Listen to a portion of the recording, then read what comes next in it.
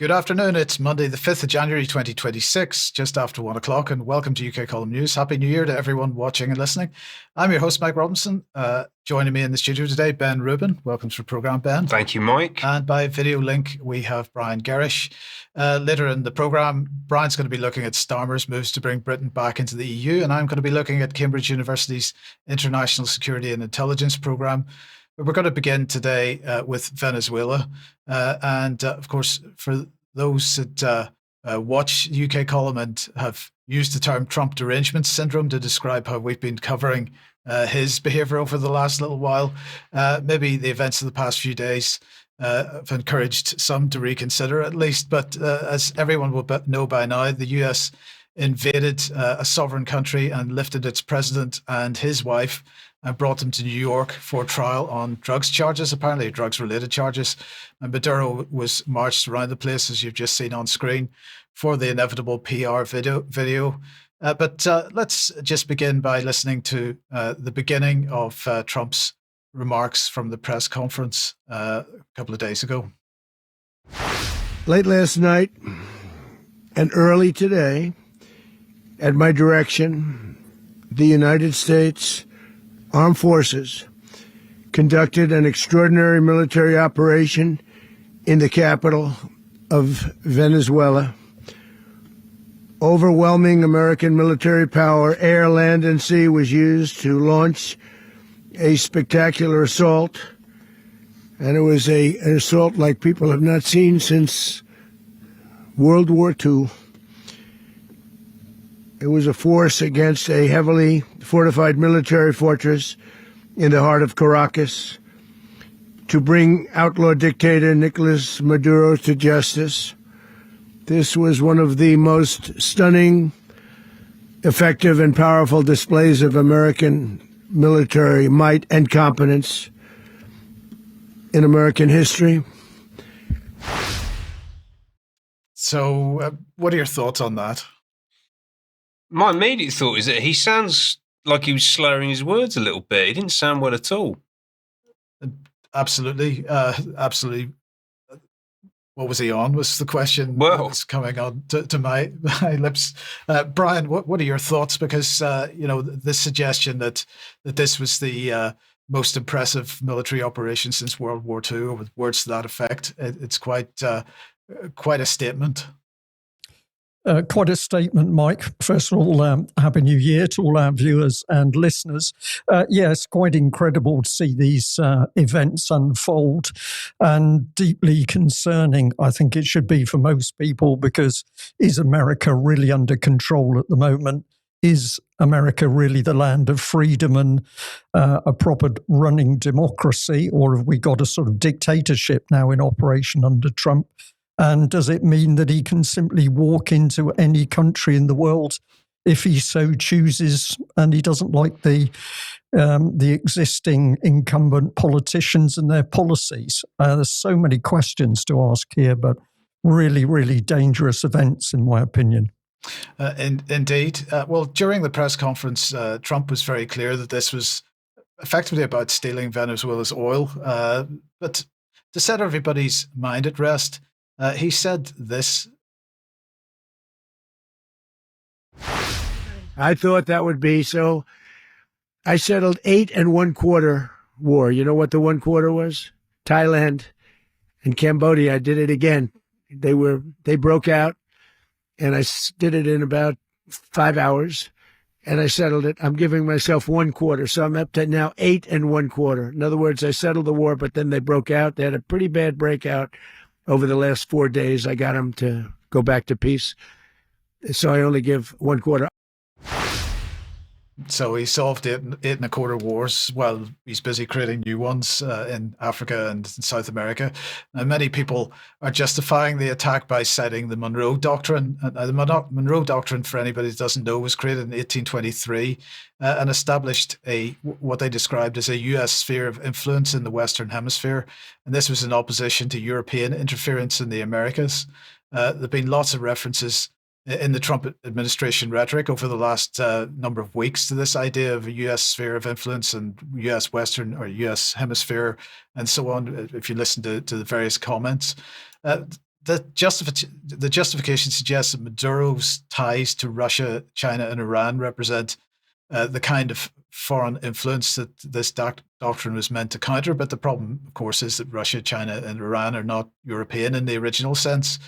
The argument is also that the US has a legitimate interest in what they describe as hemispheric stability and democratic governance. It's quite incredible how they can take this position while they behave in this way. They say that humanitarian crisis in Venezuela and refugee flows affect the entire region, and that justifies what they were doing. And also the fact that the United States had an existing indictment against Maduro for drug trafficking, which they seem to be suggesting is giving some kind of legal basis for the arrest. All of that, of course, is utter nonsense because the Monroe Doctrine was a unilateral US policy statement, not international law. It doesn't authorize military operations to capture foreign leaders. And of course, he completely ignored the requirement for Congress to authorize this type of action. And that's a constitutional requirement. So also modern international law, whether that you consider that embodied by the UN Charter, but also other sovereignty principles, supersedes the 19th century doctrine. And we've got to say that this action violates Venezuelan sovereignty. That was, as I said, supposed to be in response to European colonialism, which makes Trump's actions all the more ironic because over the weekend he was claiming that the US would be running Venezuela until such times as there was some kind of new government there. And so you got to ask, is that not United States colonialism? The hypocrisy seems to be off the charts to me. And of course, using force to remove a head of state, even an unpopular one, at least from America's point of view, sets an extremely dangerous precedent.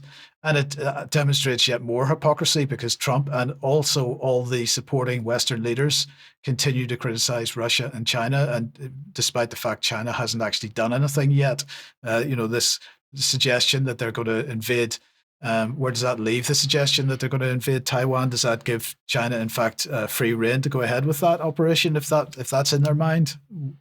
I don't know. Well, so, if you're following that logic, then that would make sense, wouldn't it? Absolutely does. Yeah. Now, he was asked at the press conference whether there would be boots on the ground in Venezuela, and Trump said, well, we're not afraid of boots on the ground. We're not afraid of it. We don't mind saying it, and we're going to make sure that the country is run properly. We're not doing this in vain. And then in yesterday's interview with The Atlantic, they are reporting him. They say that Trump delivered a direct threat to Venezuela's new leader, Rodriguez. If she doesn't do what's right, she's going to pay a very big price, is what they're quoting him as saying, probably bigger than Maduro.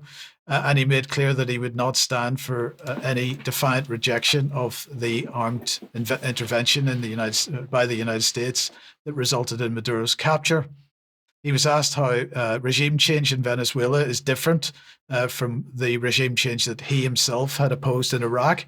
And he sort of brushed that off. He said, I didn't do Iraq. That was George W. Bush. That's the difference. Yes, absolutely. You have to ask Bush that question because we should never have gone into Iraq.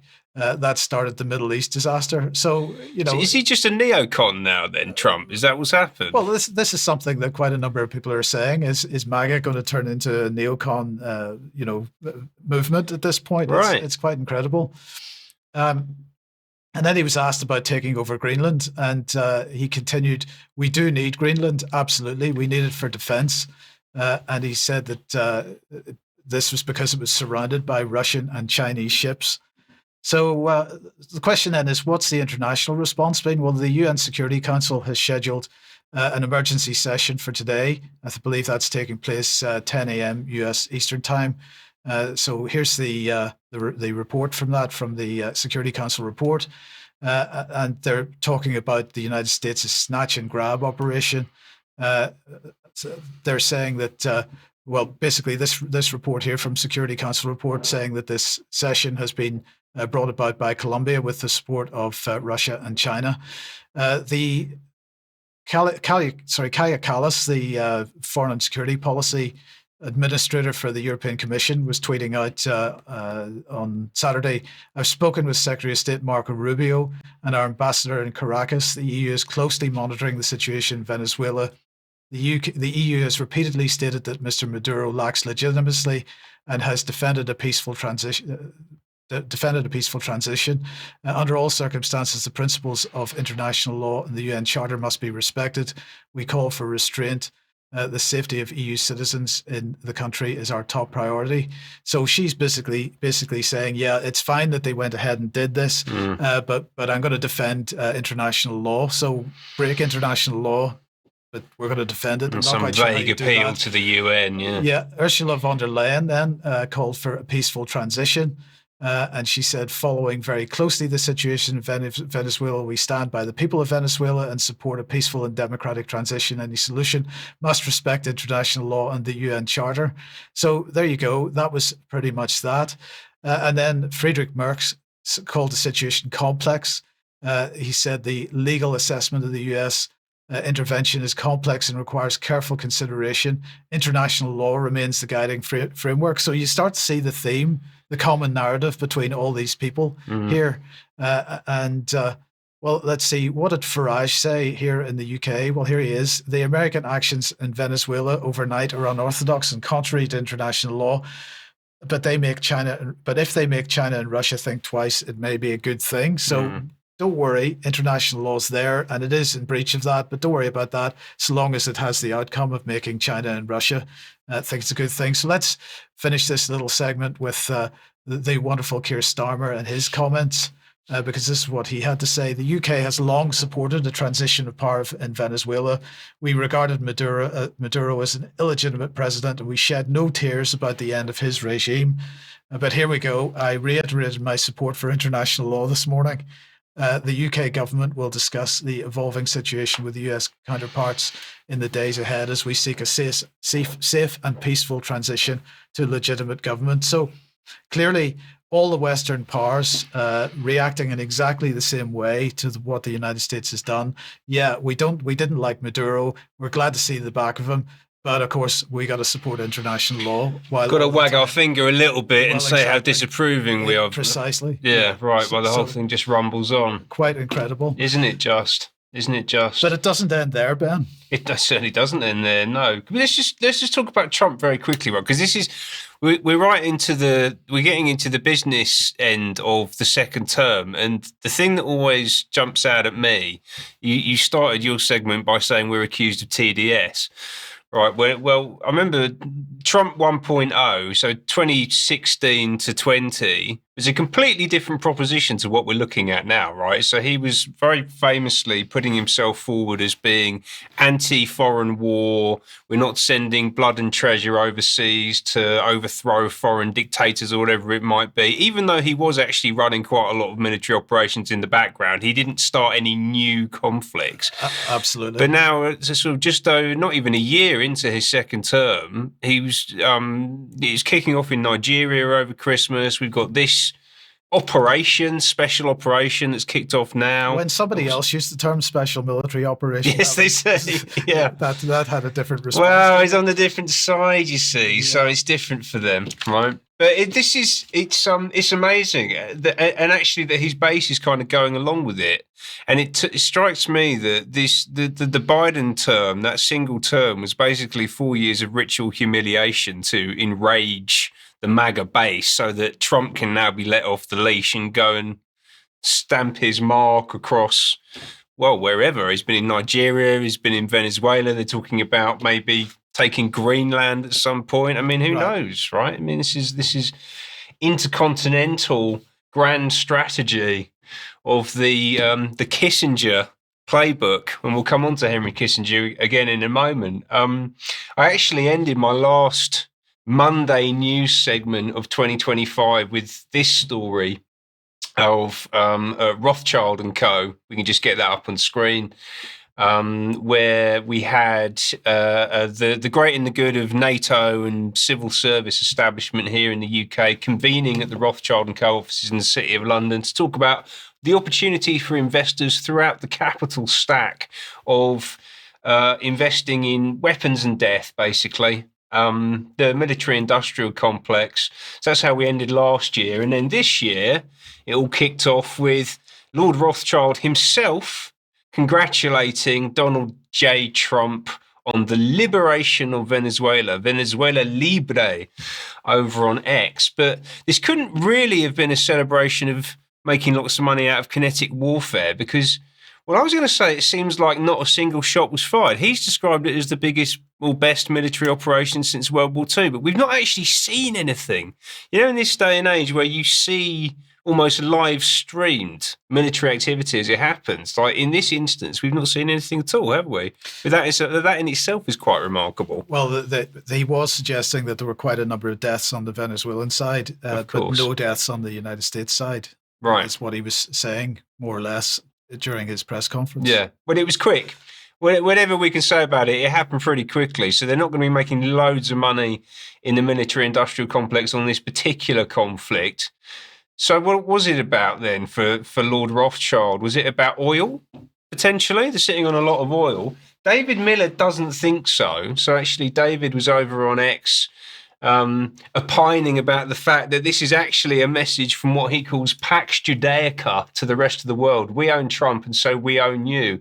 It was a dry run for a new type of regime change mission, low cost, lower risk, lighter footprint, which Netanyahu has imposed on the US as a replacement for his and Pax Judaica's previous model, which used American troops and treasure to impose ground invasions in Afghanistan, Iraq, Libya, Syria, and elsewhere. So actually, this is a move by Pax Judaica, the Jewish Empire, ultimately, which is what Miller's referring to, and that we've seen in operation across Latin America, the South American continent over the past 12 months, and of course before that, but it's really coming to a head now.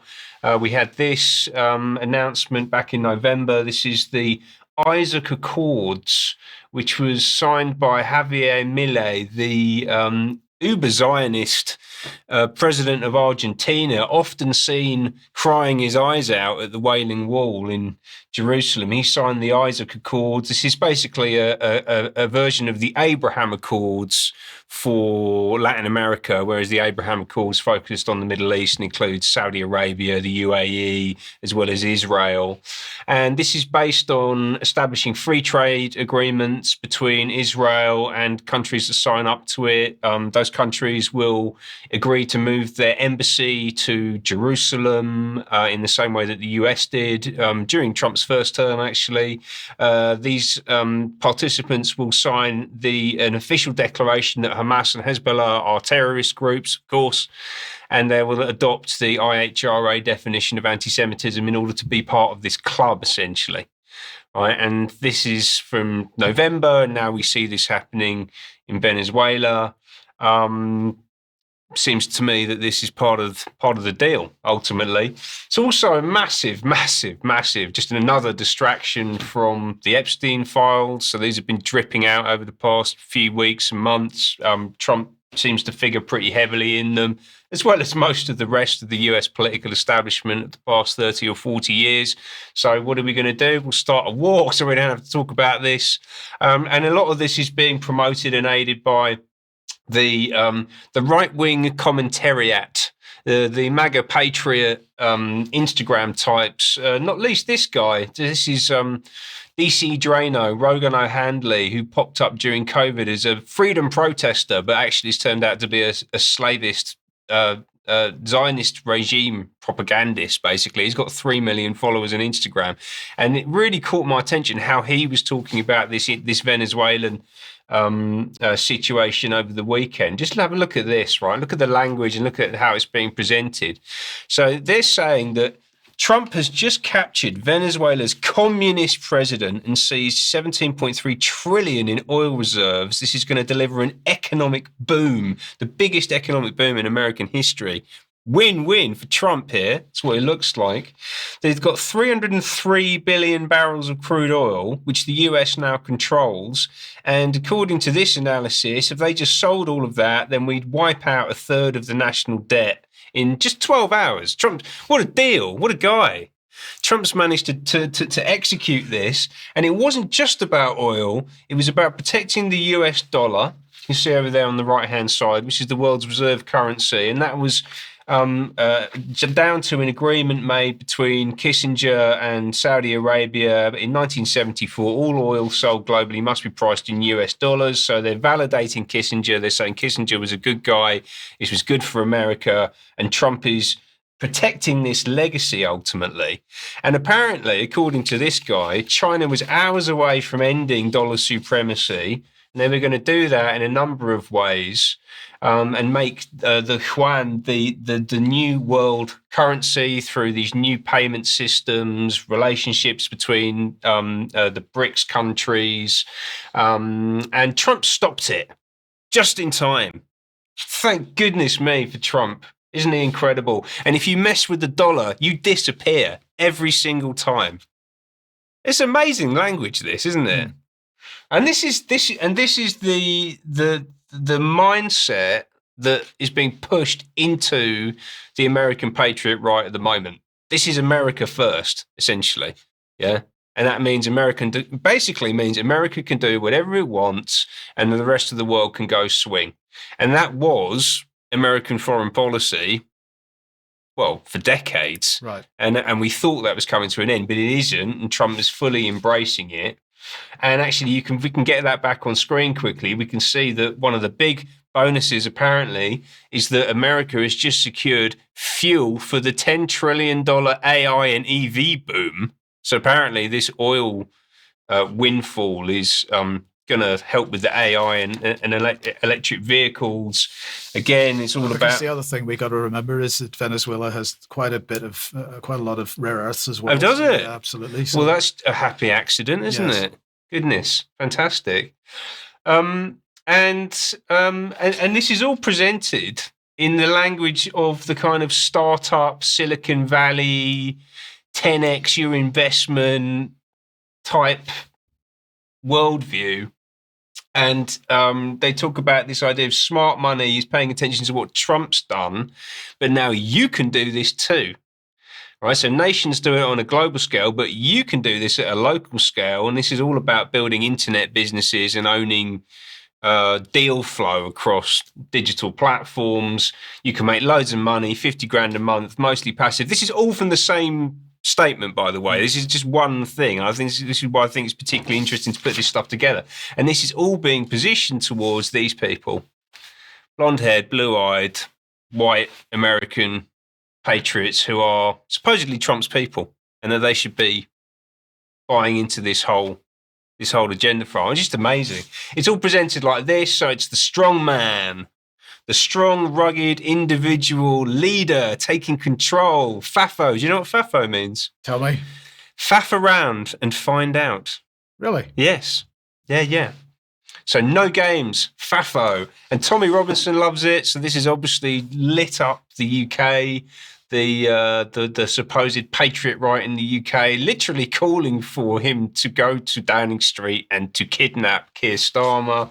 Lawrence Fox doing more or less the same thing and saying, there we go, could you send over some rugged individualists to free us from the warm embrace of collectivism? And that's a direct reference to the inaugural address just 3 or 4 days ago by Zohran Mamdani in New York, the new mayor of New York, saying that we will replace the frigidity of rugged individualism with the warmth of collectivism. So the rugged individualism is Trump and his FAFO meme, and kidnapping communist leaders, as Mamdani would put it. He probably wouldn't call him a dictator, he'd call him a communist leader.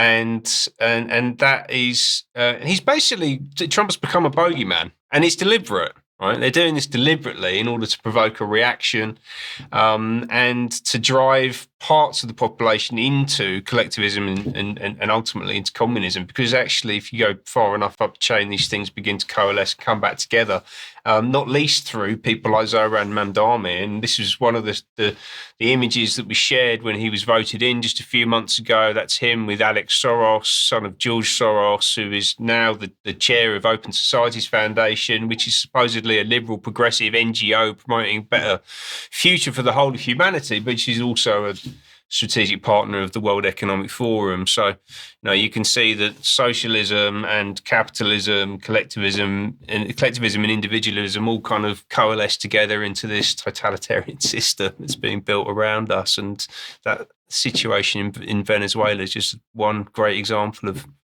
how it's all playing out. We'll keep you posted on this as it goes. Vanessa's going to have more on this on Wednesday, I have no doubt. But Brian, let's welcome you back to the program, and Starmer and the European Union, because of course part and parcel of everything that's going on at the moment is the threat to the nation itself. Thank you, Mike. Well, of course, that's absolutely right. I just felt that while we had these momentous world events happening, it was a good thing to keep an eye on what was happening with Keir Starmer and, as you say, the European Union. And fascinating for me that my interpretation of what he's up to at the moment reawoke work that UK Column did back in 2006. When we were warning about certain things happening with young people in UK. But let's open up with the way the papers have been reporting. So I've just chosen a couple here. We've got the I paper. It's talking about a softer course for Brexit. It's interesting, that title, because it's almost as though we haven't come out and we're doing a softer course to get out of the EU. You came up with a wonderful UK Column expression of Brexit without the exit, and that's stayed our position. So we've never fully left the EU. But here's the Daily Express going much stronger and saying full-blown Brexit betrayal. And if that was the two of the newspaper headlines, then for me it was also important to keep my eye on what the BBC was saying. So let's bring in this one. So this headline is, "What's behind the PM's notable shift on closer ties to Europe?" And in the article, really, the message is very strongly, well, it's just a little bit of manipulation around the single market, helping get trade flow. It's about food in particular and farm exports. They need some help. Electricity comes into it, but of course, as a nation state, we can't even power the country. We need to draw on the European grid. So it wasn't only electricity, but it's also trading in power. I thought that was interesting. Let's have a look at another headline here, because here we should really start to pay attention, because in this BBC report, on a notable shift to closer ties with Europe, we see that in the text, Starmer is acknowledging that what he's doing is a sovereign decision. And I thought this was a very, very important line. Okay, he's saying we've got the best relationship with the EU for 10 years. But I think in this article, he's having to recognise that what he is doing is absolutely touching on and abusing constitutional issues, and he absolutely needs to be called out for it. Let's go on to another headline and see what we get from that. And this time we've got Rachel Reeves. And in this BBC headline, it's talking about her having pushed for an ambitious youth migration deal and saying that the UK agreed to work towards a youth experience visa. Now, many people would just think this is sort of fluff and nonsense. It's just to do with youth and students, and it's a few thousand students coming into the UK for Europe. But is that really what's happening?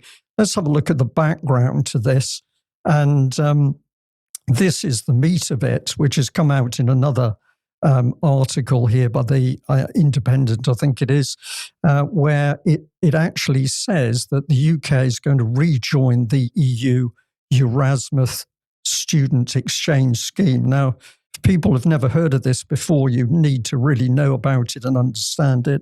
Erasmus, if I remember correctly, a Dutch Renaissance thinker, also a priest and a humanist, but he has been taken up by the European Union as the model for young people. So where does this leave us? Well, let's actually have a look at the scheme itself, and I've just got a headline here to bring up on screen. So this is the Erasmus literature from the EU itself. It's talking 2021 through through to 2027. And this is all about engaging youth. So if we have a look at the actual costs involved here, this is no small program, because we're talking about 26.2 billion euros in order to engage youth. And why do they want to do this? Well, the blue arrow there is highlighting that this is all about reframing the minds of thousands and thousands of young people in order to get them to believe that they're not German or British or French or Dutch. They're actually part of the European project, and they're going to think in terms of no borders, never mind Brexit, no borders. They're going to move between countries, and they're going to be an internationalist in their whole spirit. Here's a little video clip which probably spells it out better than me. This isn't about Erasmus in the first instance. It's about the EU's youth project. But nevertheless, this is about... As young people, we have the power to shape the European Union's future. The EU Youth Dialogue is all about bridging the gap between young people and policymakers. It offers us a unique opportunity to make political decision makers aware of what truly matters to us. Every EU Youth Dialogue takes place under a trio presidency, with 3 countries chairing the Council of the European Union over an 18-month cycle. These countries take it in turns to organise our EU Youth Conference, where we meet and debate on the chosen topics from the EU Youth Dialogue. During each cycle, we, young Europeans, are first consulted, making sure there is a wide range of perspectives. Next, we discuss the results and make recommendations for European Union and member state policies. So let's take the opportunity to voice our views and help shape European societies. Because the best future for Europe is one in which we can engage, connect, and empower youth. So that's it in a nutshell. This is about grooming, reframing, training young people to believe in the European mind, to believe in the European project. And of course, once they've been trained and reframed, they're put in positions of making policy. So if they can come into politics, all the better, but also NGOs and other agencies. And these are the people that help drive European policy within their own country of origin or the host country in which they now reside. So this is very, very dangerous stuff. Let's just put up a little bit of a label over the top of this, because the key point here for people, if we pop this one on screen, Mike, and this is about reframing youth. So if we bring in the ad on there and to that slide, this is all about reframing youth to believe in Europe and the European project over and above their own nation state. So this is a Trojan horse to bring in European policy into the UK. Starmer absolutely knows what it's about. And I just want to remind viewers that way back in 2006, the UK column was alone in warning about the highly pro-EU charity Common Purpose and what it was doing in order to adopt the same European reframing of children, not of teenagers university age, but children from about the age of 12 onwards in UK schools. So I think this is very dangerous, and it says to me that Starmer is absolutely wanting to continue the EU. He's no intention of making any form of Brexit hard or soft. As we have been suggesting for a long time, this is a uniparty policy, not just Starmer. He's just the latest step along the way. Now, let's just remind everybody that we can't do what we do without your help. And I want to say thank you very much to everybody that helped us in 2025. 2026 is a new year, and we're going to have lots going on this year. If you can't support us financially, please click on the click here button on the front page of the website. It'll take you to a page that shows how you can support us. If you can't support us financially, do share all the stuff you find on the UK Column website. There's a host of material there to share. That helps us defeat the censorship regime. The more of you that take part in that, the better, and it is equally appreciated. Now, tonight at 7 p.m., Jerm is back, building a social contract to dismantle the beast system. This is a discussion with James Roguski about the failure of governments and public health systems. So join us at 7 p.m. for that. And at 1 p.m. tomorrow, Diane is talking to Chris Allen and Brent Holloway of Cumbria Action about their outreach work towards raising public awareness of globalist agendas. So join us for that as well. And then on Sunday, at 7 p.m., we will have the latest 1,000 Words podcast. Let's have a look at a short trailer. We're going to be chastised by the truther / freedom / cult. I said, Terry's dead. And then I laughed that, rabbit holes are underground. They're the opposite way to. A woman behind me was crying, so I just, without sounding like I'm not Mother Teresa, thank God, because she was right.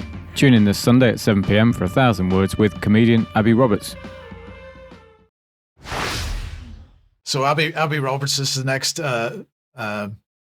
portrait to be painted by Jake Fearns. So join us at 7 p.m. for the first of the podcasts on that, and that should be a bit of fun.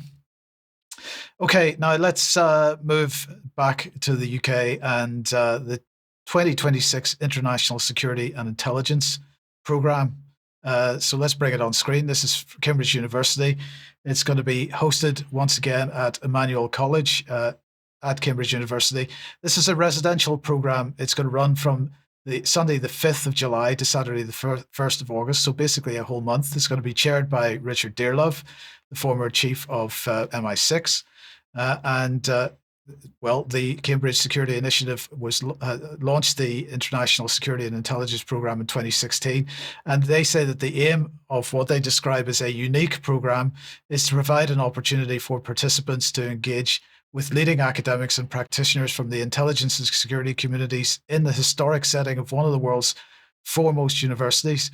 I believe it's also probably one of the most common sources of traitorous behaviour in the country as well. But anyway, that may be a misunderstanding of history. I don't know. Well, they say that Cambridge produces the heretics and Oxford burns them.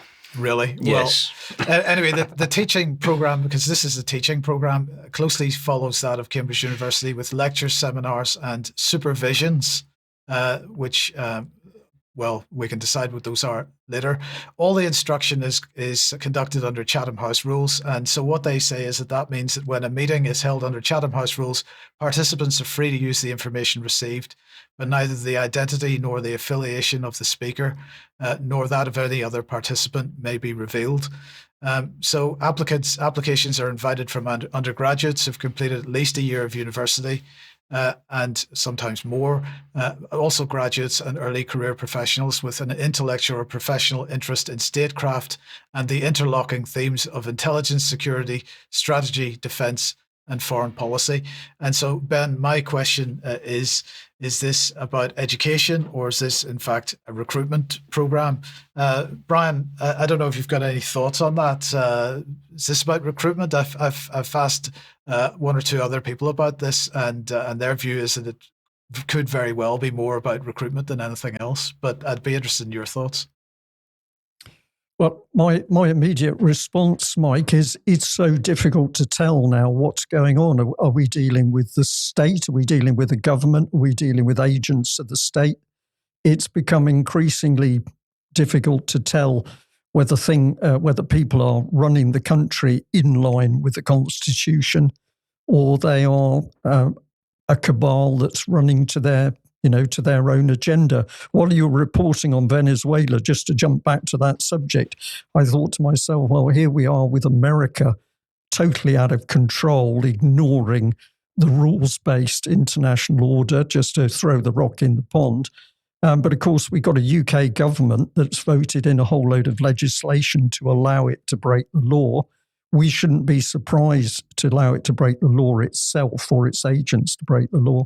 We shouldn't be surprised now whether we see increasingly murky groups set up. We've no idea what they're really there or doing, and we need to ask that question. Certainly we need to lift the stones to find out. Indeed. Well, the program directors, here's the first one, Professor Michael Goodman, and he formerly head of war studies and now Professor of Intelligence and International Affairs at King's College London. He's the official historian of the British Joint Intelligence Committee and a visiting professor at the Norwegian Defence Intelligence School. He's a British Army reservist. They're not clear as to who he's a reservist for. Is it 77 Brigade? Perhaps. And has spent many years seconded to the Cabinet Office and Ministry of Defence.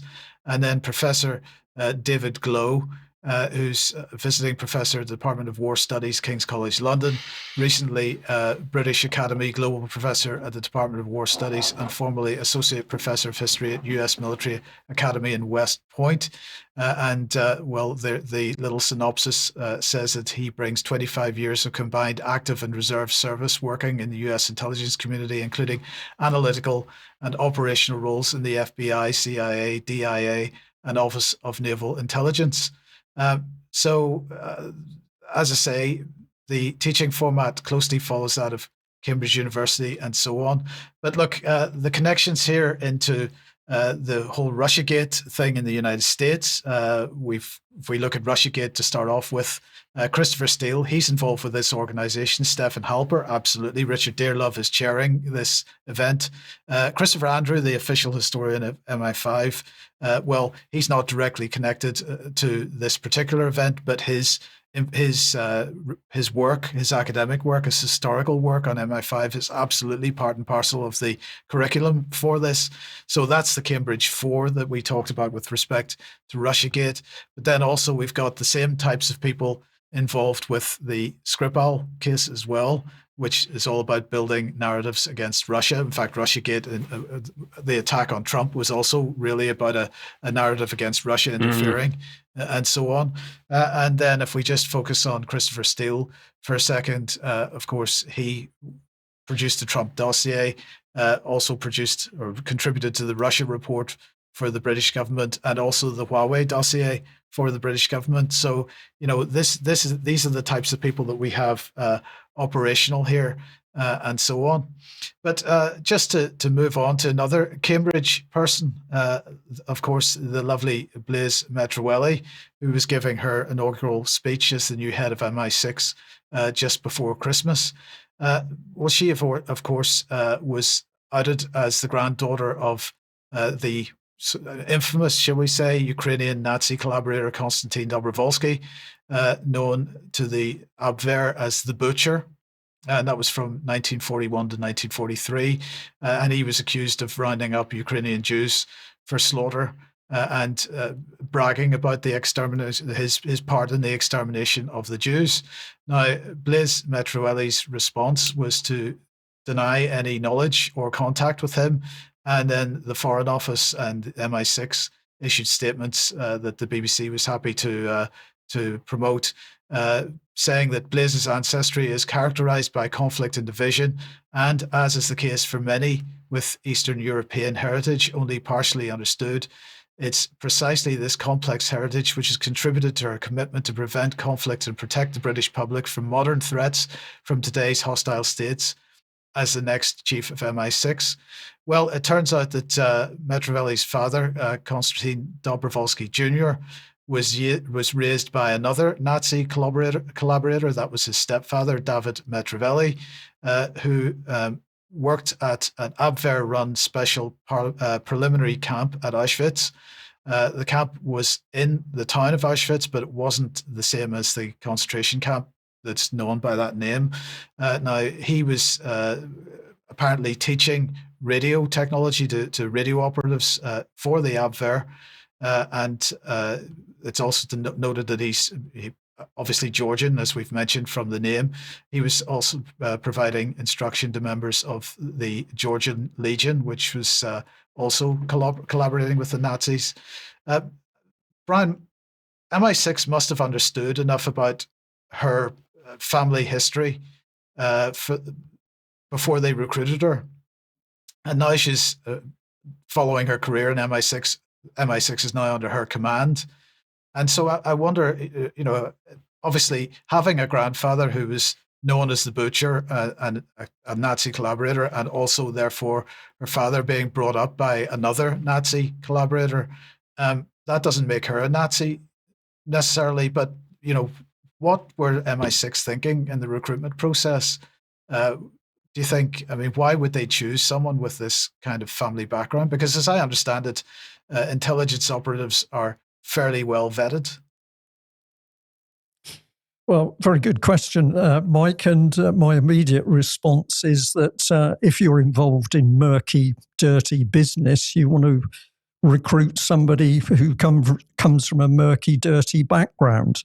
So in some ways, I could look at her and say, yep, okay, this is exactly the lady they want, because the dirty work that's going on in Ukraine in particular is clearly going to continue throughout this year and many forecast into next year. UK is heavily involved in a war, although it's denying that it is. So whether we've got troops on the ground or we've got special intelligence services active in the background, you want somebody who's capable of operating in that murky way. So my initial impression is this woman would have been specially chosen because of her connections and her murky past. She's acceptable to both sides of presumably she's acceptable to both sides of the Ukrainian political divide, those that are on the extreme right wing in Ukraine, which of course nobody, including the BBC, wants to talk about anymore, or whether she's connected into the cleaner, more modern Ukrainian political circles. But they absolutely would have known what this woman's background is. My opinion is she's been chosen because of that murky background. Thanks, Brian. Now let's come on back onto other UK topics, and something that we've been. Well, it's been a topic of conversation for many, many years, and that is the question of the House of Commons and the Palace of Westminster, and whether it's actually capable of hosting the House of Commons and the House of Lords anymore. I mean, obviously, we've just seen Big Ben refurbished, and it's looking spectacularly good at the moment, it has to be said. But that's the outside. What about the inside? Well, this is a good question. Perhaps we're going into another dirty, murky subject. But I wanted to flag this up because, again, the UK column was talking about the whole concept of a major refurbishment to the Parliament in UK. This was being discussed at least 15 years ago. And we said that at a time when we'd got the sort of iron fist of the EU around our throats as a nation state, it was very worrying if we were going to see Parliament broken up for refurbishment, recited possibly in another city. A time of great turbulence when there was another political power clearly attempting to take full control of the country. We're in a time of turbulence again, and what has now cropped up is that we are to have a major refurbishment of Parliament. So I'm very wary as to what's going on here in a political sense, but also many years ago, I had experience of working in a company undertaking major condition surveys for very, very big properties, and so including some of the EU's own buildings in Brussels. And so I've got a little bit of professional knowledge about how this system works. And when I look at what we're being told in the media about what's to happen with Westminster, some of it does not stack up. So let's have a look at how this is being reported. No apologies for picking the BBC, because the BBC is the biggest propaganda outlet in the country, so many people being affected. But the picture I'll just describe first of all, because I suspect some people have trouble seeing what it is. It's the BBC's picture of part of the problem with Westminster. So you're down in the bowels of the building, and what you're looking at isn't a rat's nest, which you might expect to find in Parliament. No, what you're looking at is a massive mess of data cables. And my immediate response is, if that is indeed the condition of those cables, somebody needs to be on a health and safety charge, because it's outrageous. No other company would be allowed that. But underneath, we've got some of the the meat of what this report's talking about. So it's talking about these works taking 19 to 28 years to complete, with Parliament vacated or partly relocated for some 12 to 20 years. And I've added a question mark after that because this timescale is not set. Now, there's some more pictures here from the BBC. They tried to make out as though this is an absolute disaster, but many people in the professional world of building of buildings and their condition will say, well, this looks pretty neat and tidy compared to many, but I can accept that the systems are old. So we've got all sorts of heating, pipe work, ventilation, which is down under the building. If we just bring you over the overlay, this is what the BBC says, a hot and fusty corridor in the basement of the Houses of Parliament, which carries hundreds of tangled gas pipes, water mains and electrical wires, some of which are redundant, dangerous and need replacing. Well, this would be what you would see in most older commercial properties, particularly up in London. But for some reason, now we're on to the subject of Westminster. My goodness, this is a nightmare that nobody's capable of sorting out. So if we go to the next one, we've got another picture. This is a 1945's pipe that was leaking at the flange at one point. So there's a little bit of a rust stain on it. But what does the BBC say? Well, it says that this pipe has been decommissioned and needs to be removed. However, getting it out requires removing the other wires entwined around it. They can't be isolated, meaning the whole system would have to be shut off. This is completely normal. No commercial operation would be batting an eyelid at this. It's what happens in big and small commercial properties right the way across UK and indeed worldwide. But suddenly for Parliament, it's a huge problem. We've had to create a specialist company. Let's have a look at it. It's the Restoration and Renewal Company that's already spending about 79 million a year in order to think about and plan what this refurbishment is going to be and how it's going to work. And what is the cost? Well, this is where my eyes really started to bulge, because apparently to refurbish this building is going to cost between 7 and 13 billion pounds. And this is a conservative estimate. And I'm thinking to myself, my goodness, what commercial operation would be looking at the possibility of inability to use a building over 20 years and possibly spending 13 billion pounds to refurbish it? It sounds incredible. So if we get into a little bit more of the detail, this is from that company's own reports. This is just a very simplistic list of what's going to take place. So the top one, which I've highlighted, is it says, save the building and renew failing building services. And the top subject is building services such as heating, ventilation and cooling. And apparently that is going to swallow up 51% of those billions which we've already identified. This to me seems completely unbelievable. But you can see some of the other problems underneath, because they're talking about the need to conserve the building fabric. That makes sense, but that's a mere 16% of the cost. We've also got asbestos removal at 8%. Asbestos is still a big problem in many older buildings, but the procedures for getting it out are very well established. And 8% of the overall cost sounds to me probably about right for a building of that age. If we go on and have a look at the next table here, we suddenly start to see something different, because now we're looking at creating a working home for members and Parliament itself, and that is only going to take 3% of the budget. So we've got 51% of those billions simply on the engineering systems and a mere 3% on achieving the reason I would have thought you're trying to refurbish the building. And if we go on to the last one, there's a lot more to this, but to give people an overview, what are we looking at in this last one? Well, it's a building that's got to be accessible. And what do they mean? It means that anybody who can't walk, they're in a wheelchair, they can have full access to the building. And that alone is going to take 6% of those £1 billion in budget. So some quite extraordinary things taking place here.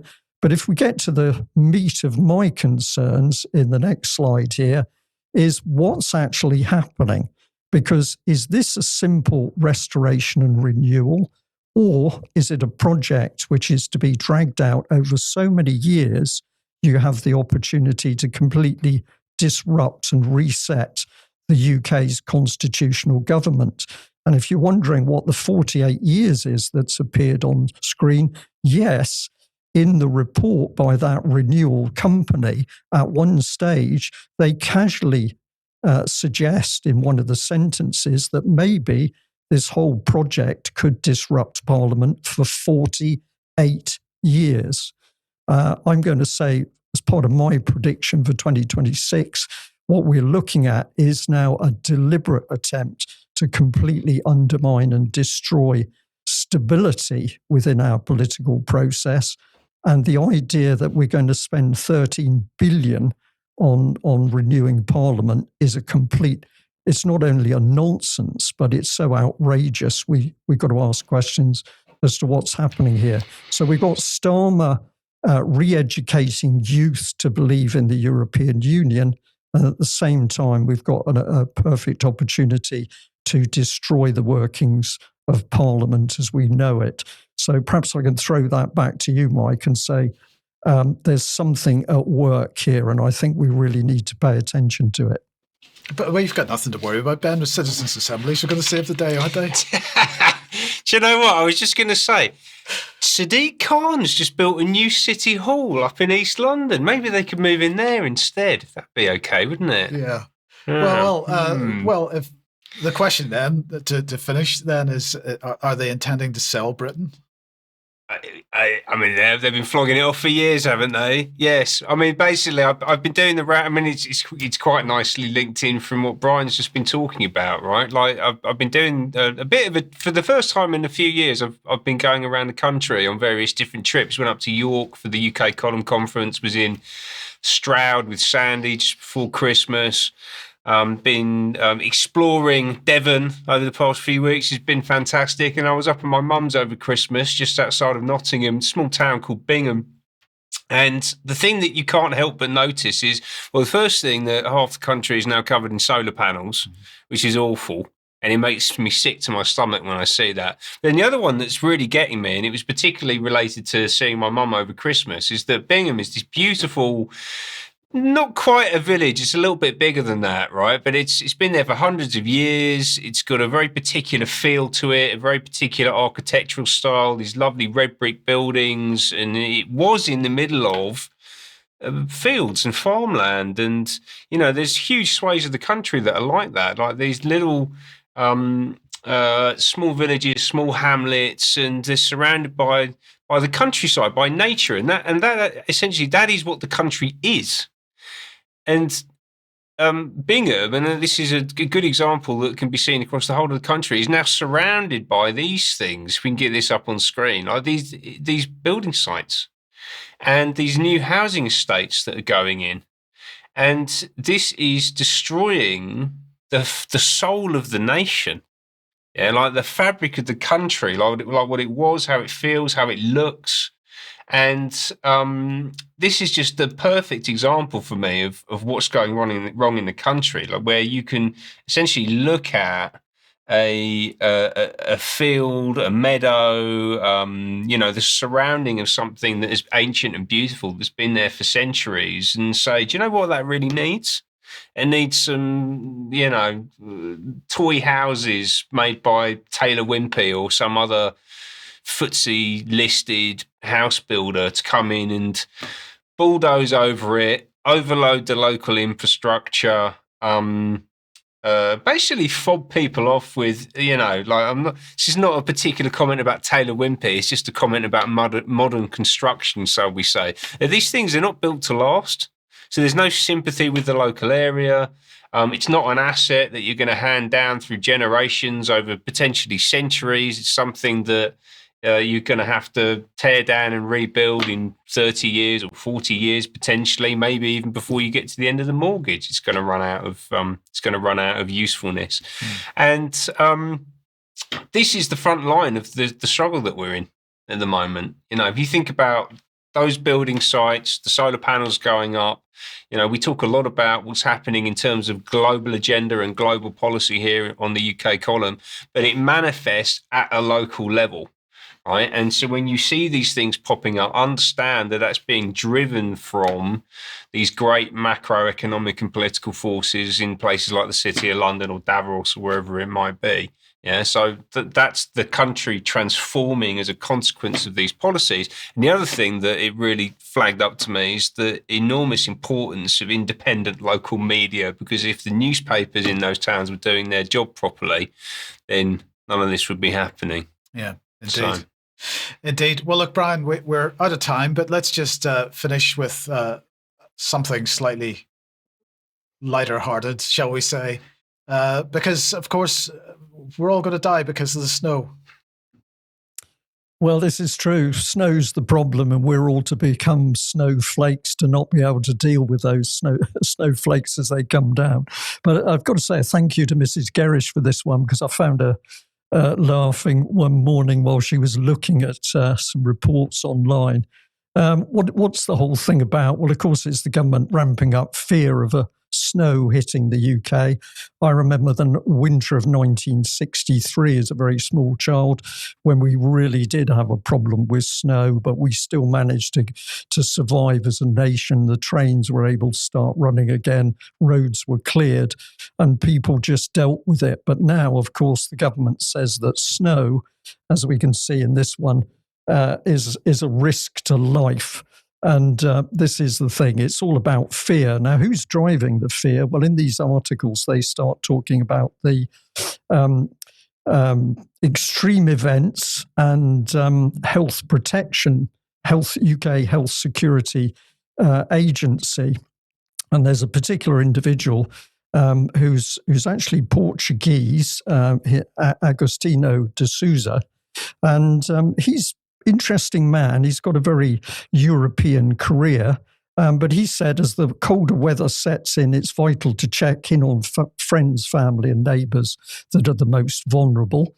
And if we press the magic button again, he added this: the forecasted temperatures can have a serious impact on the health of some people, leading to increased risk of heart attacks, strokes and chest infections, particularly for individuals over the age of 65 and those with pre-existing health conditions. So I think we should thank Agostinho for thinking for us and keeping us safe from those snowflakes, because before he got involved, no adult in the country was capable of doing this. But the thing that really brought a smile to our faces as a family was the fact that these agencies were having yellow snow warnings. And this brought into my head a Frank Zappa track from some years ago, because he was also warning about yellow snow, because that's where the doggies might go. So yellow snow warnings in UK, does that mean watch out where you're treading, or does it mean something else? I don't know, but for goodness sake, snow is snow. We can survive. Let's not let these people make us anxious and fearful of something which is quite normal for any country, certainly in Europe or America, wherever we go, where there's cold weather. Absolutely. Well, thank you very much for that. Yes, we all recommend Frank Zappa's satire from time to time. It's good stuff. Okay, well, look, we got to leave it there for now. Thank you, Brian. Thank you, Ben. Thanks to everybody that's watching. We'll be back in a couple of minutes if you're a UK column member for some news extra. Otherwise, don't forget Germ tonight. Interview at 1 p.m. tomorrow. We'll be back for another news program, 1 p.m. as usual on Wednesday. We'll see you then. Thanks for joining us. Bye-bye.